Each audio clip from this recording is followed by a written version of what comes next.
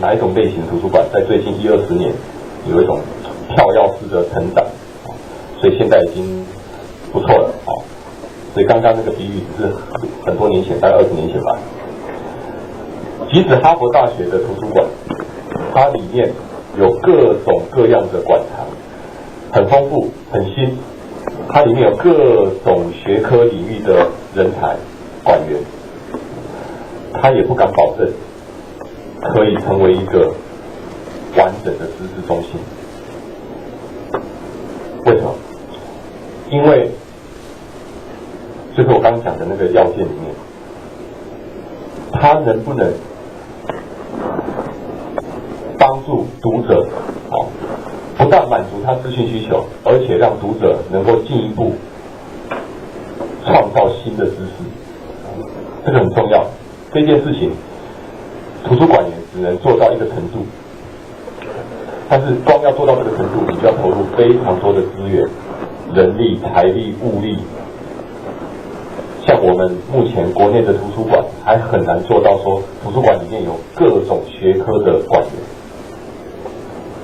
不要说公共图书馆，连大学图书馆或者中央研究院的图书馆，恐怕做到的程度也不高。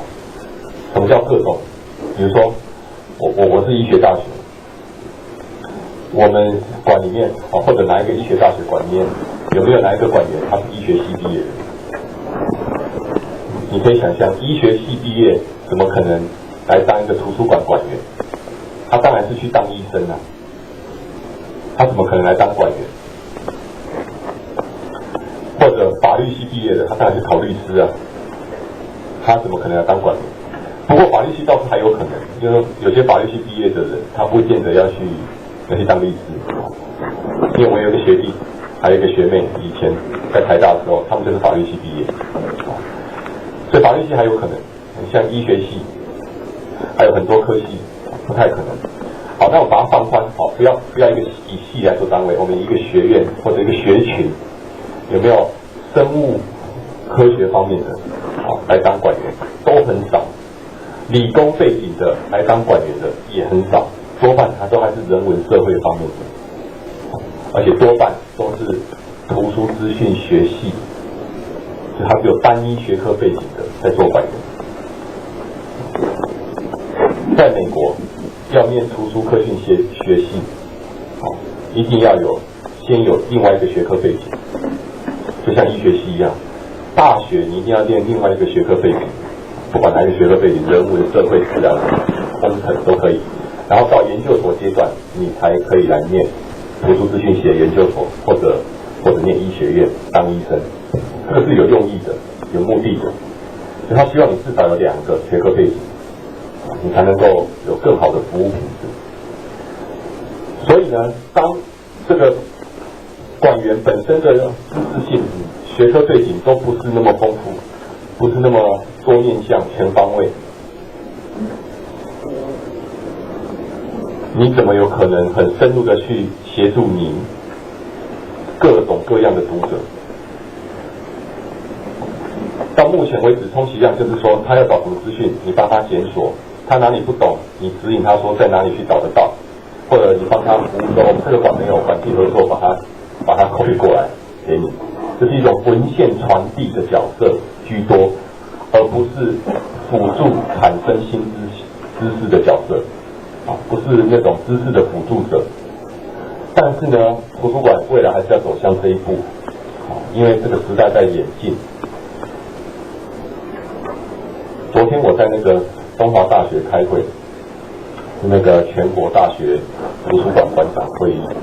然后听到一个讲者，他说图书馆未来的角色，应该说现在开始的角色，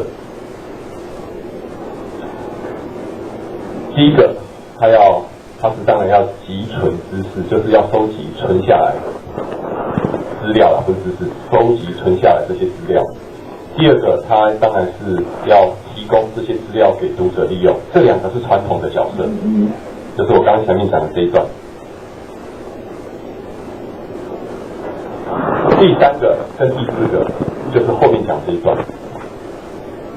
第3个他说，管员要有能力去把这个资料加值，我们说那个加减乘除的加，价值的值，加值 ，value added， 要有能力把资料做加值的处理。比如说这份资料本来只有供某一群人用，但是经过你把这一份资料跟另外一份资料合起来之后，这份资料可以用的人更多了，而且更有意义了。管员要有这个能力去把资料做加值的工作，这是第3。第4就是如何让图书馆在知识管理的过程中，也扮演重要的一环。因为知识管理绝对不是只有图书馆或者学校或者某一个单位、某一个企业在做，它其实是整个社会或者整个人类世界的一种流通。那图书馆在中间只是其中的一环，那如何扮演好这一环，在知识管理的过程中，如何也有参与一脚就对了。所以前面2者跟后面2者刚好跟我现在秀给各位看的这张图不谋而合。我这张图是老早就制作好了不是昨天听他讲才制作的。不过他昨天讲的我是很有同感，就刚好用来解释我这张图。那你说老师，那图书馆行销我们这门课行销跟这张图又有什么关联？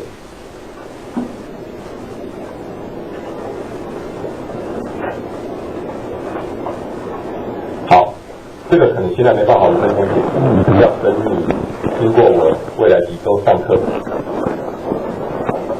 或者你们现在已经有人里面比较有行销观念的人可以开始去思考。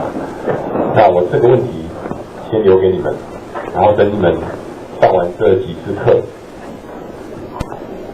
你们再回来思考，我觉得你们会想到新的意义。好，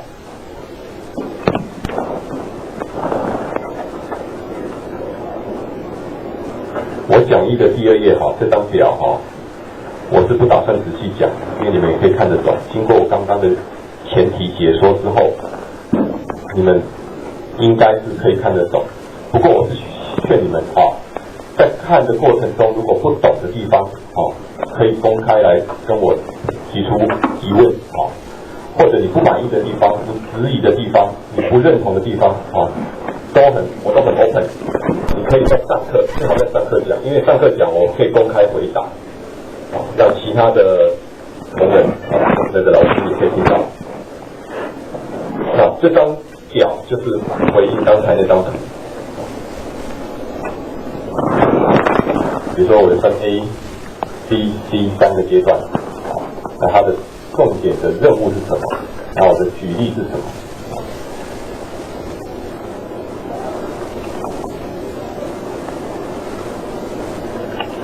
好，有没有人现在当场就看不懂？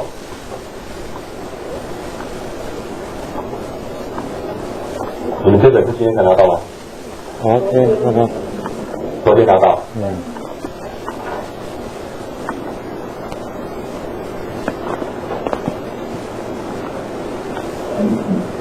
好，没关系，那个请各位老师休息时间或者下课再继续看。好，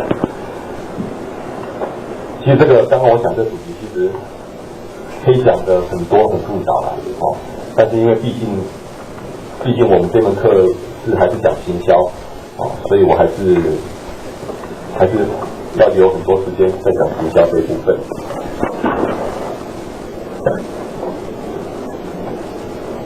好，接下来请各位老师看第3页第2单元 Unit 2。好，什么叫图书馆？各位觉得说，也许有人在做已经服务了20年、15年，所以对这个机构了解的不能再了解，了解到不行。可是我还是要简单跟各位带过，因为我想你们里面也许有人并不是在图书馆服务所以我还是要统一解释一下，你们不妨听听。图书馆是什么机构简单来讲这个不算定义了但是这是一个意义的说明。解释图书馆可以用这么简单的说明，它是一个负责将资料做以下处理的机构。第一个就是收集资料，第二个整理资料，第三个典藏或者保存资料，第四个就是提供资料的利用。从这个地方你可以发现图书馆有4大任务。